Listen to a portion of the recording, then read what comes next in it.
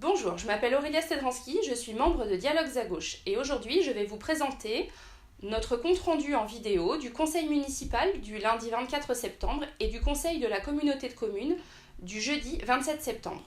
Si je suis habillée en orange aujourd'hui, c'est que nous sommes le samedi 6 octobre et qu'il a été proposé dans toute l'Europe de manifester habillés dans cette couleur en soutien au navire Aquarius. En effet, ce bateau qui a sauvé des centaines et des centaines de vies en Méditerranée cherche aujourd'hui un pavillon pour avoir de nouveau le droit de naviguer sur la mer Méditerranée.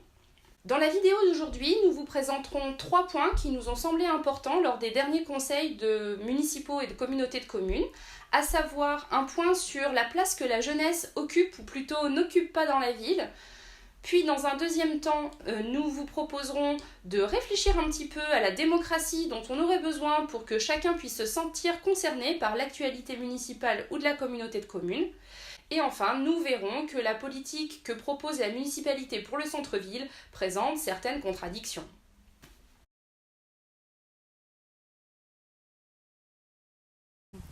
C'est vrai que c'est un peu ceux dont on parle pas parce que peut-être on les voit trop peu et justement c'est leur place dans l'espace public dont on voulait parler aujourd'hui.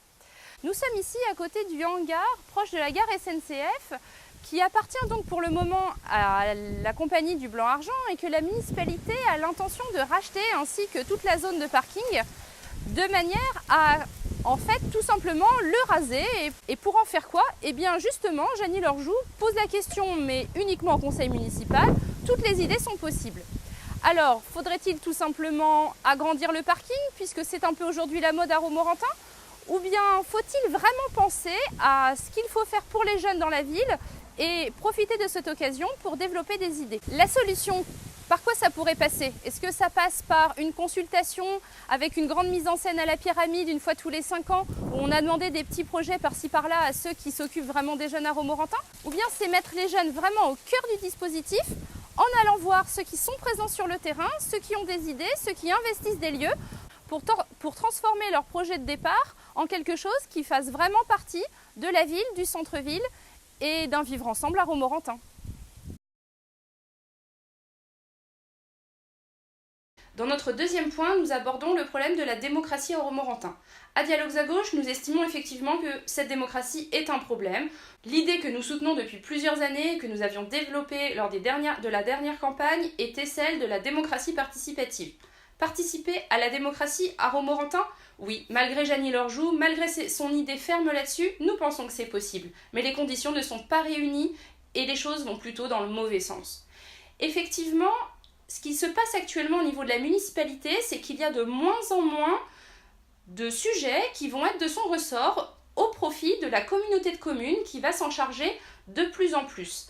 Actuellement, il y a déjà plus d'une vingtaine de compétences qui étaient celles de la municipalité précédemment qui se retrouvent en charge à la communauté de communes.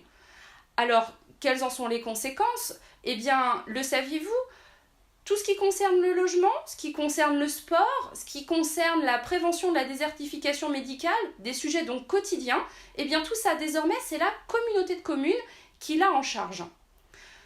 Eh bien il y a aussi d'autres éléments encore plus sensibles en réalité pour lesquels la gestion est elle aussi renvoyée à un plus haut niveau, c'est la compétence GEMAPI. Alors quand je vous dis ça, vous le remarquez peut-être, là on se demande carrément de quoi il s'agit. GEMAPI, c'est un de ces nombreux sigles dont la vie politique, aussi bien que l'administration, aime remplir les débats de manière à ce que plus personne ne sache très bien de quoi on parle. Les mots ont du poids, les mots ont de l'importance, mais quand il n'y a que quelques personnes qui savent ce que ça veut dire, effectivement, là aussi, on comprend où on veut en venir. Donc GEMAPI, c'est ce qui va concerner la prévention des inondations. À Romorantin, c'est plutôt un sujet sensible, et l'aménagement des milieux aquatiques. Donc on va avoir quelque chose qui va toucher aussi à une autre compétence de la communauté de communes qui va être celle de l'environnement. Alors, au conseil municipal, justement, pour parler de tout ça, eh bien, ça va se faire dans une ambiance sonore un peu particulière. La communauté de communes se réunit toujours quelques jours après le conseil municipal. Vous n'avez rien entendu à ce que je viens de dire? Eh bien, c'est exactement ce que nous vivons quand nous assistons au conseil municipal comme à celui de la communauté de communes, qui a lieu dans la même salle, celle du conseil municipal de la ville de Romorantin. Et ça nous pose un vrai problème parce que les discours, les idées échangées le sont toujours sur un plan très technique. Donc si on veut suivre et pouvoir justement être bien attentif aux détails de ce qui se joue, il est évident qu'il faut pouvoir percevoir le moindre mot. Mais quand les mots nous arrivent, assurés, avec un écho ou comme des murmures, effectivement tout ça est complètement impossible. Alors, la technologie, est-ce que c'est vraiment ça la solution miracle? On peut se poser la question. En réalité, est-ce que la vraie idée, ce serait pas, bien sûr, déjà changer les micros, mais dans un second temps, avoir de vraies structures à Romorantin qui permettent aux citoyens d'avoir la parole et aux élus de les entendre?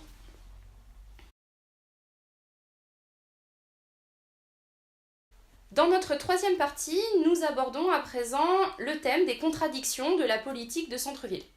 Aujourd'hui à Romorantin, Jeannie Lorgeau est très fière de pouvoir montrer à quel point il rentre bien dans la politique nationale en ayant reçu des subventions, comme seulement quelques villes en France et seulement 3 dans le Loir-et-Cher, de manière à pouvoir améliorer la qualité du centre-ville. Or, que s'est-il passé ces dernières années? Au contraire, c'est un projet aujourd'hui qui plaît à beaucoup de nos concitoyens, qui est que le cinéma quitte le centre-ville pour aller sur une zone périphérique en direction de Paris. C'est le fameux centre commercial Leclerc qui a toute son extension entre la route de Blois et de Veyens. C'est donc quelque chose de complètement différent de cette volonté de redonner au centre-ville une vraie place à Romorantin. Or, que se passe-t-il? Pourquoi justement ce cinéma dont on parle depuis plusieurs années maintenant est toujours un projet en suspens tel qu'il a été évoqué au dernier conseil municipal? Eh bien justement, c'est parce que cette volonté de le déplacer arrive à contre-courant des politiques nationales et européennes qui au contraire invitent à ce que les commerces, les loisirs soient reconcentrés dans le centre-ville de manière à créer un véritable espace public d'échange et de rencontres. Du coup, que se passe-t-il? Eh bien, la subvention européenne, Romorantin ne peut l'obtenir, ou bien directement M. Fourneau, le directeur du cinéma, et tout le projet est donc mis en attente de façon à pouvoir trouver des subventions pour que ce projet se fasse. C'est donc un vrai problème en termes de politique globale, de savoir où se situe la volonté politique.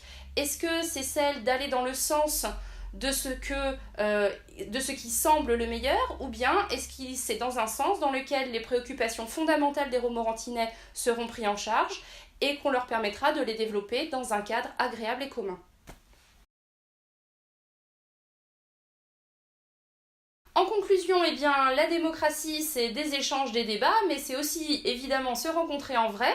Alors bien sûr, nous sommes présents ici et là selon nos diverses activités associatives ou professionnelles, mais si vous voulez nous retrouver et être sûr de pouvoir poser toutes vos questions, pouvoir échanger et aussi mieux comprendre l'actualité municipale et les enjeux qui sont derrière, sachez que Dialogues à gauche propose, après chaque conseil municipal et de la communauté de communes, une réunion pour pouvoir analyser, comprendre, se poser des questions, revenir sur les fameux mots que personne ne comprend, et ça a lieu généralement au centre administratif. Pour pouvoir être au courant de ces réunions et nous suivre de façon générale, regardez dans les commentaires, vous trouverez le lien vers notre blog qui vous donnera les comptes rendus de tous les conseils municipaux auxquels nous avons pu assister. Vous trouverez aussi le lien vers notre compte Twitter, notre compte YouTube et notre page Facebook, de façon à être toujours au courant de nos prochaines réunions et suivre notre regard sur l'actualité de Romorantin.